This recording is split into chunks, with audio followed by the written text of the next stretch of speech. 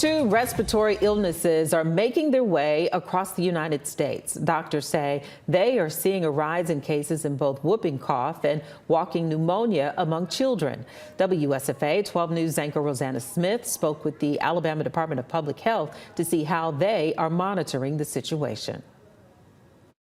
Health officials in our state are keeping a close eye on whooping cough and walking pneumonia. There has been an uptick in cases across the country. During COVID time, we saw a decline in respiratory illnesses because we were wearing masks, we were washing our hands, we were doing, those things to protect ourselves. And post-COVID, we really kind of let our guard down. Bernstein Taylor with the Alabama Department of Public Health says they've seen walking pneumonia in younger children. Some of the symptoms include fever, sore throat, and runny nose. Taylor emphasizes that some patients may not be as symptomatic as others. And their x-rays may show changes, but they don't feel as ill, so they're still walking around. It's easily treated with antibiotics. ADPH does not have numbers on walking pneumonia because it's not reportable. However, it does keep track of whooping cough. According to ADPH, so far this year, there have been 123 cases in the state.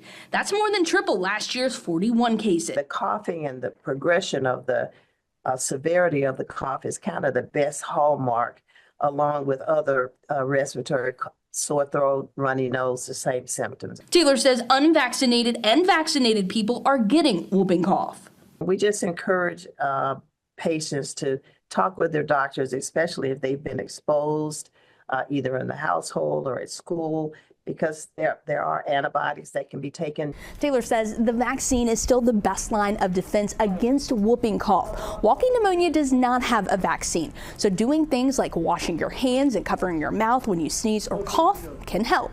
Rosanna Smith, WSFA 12 News.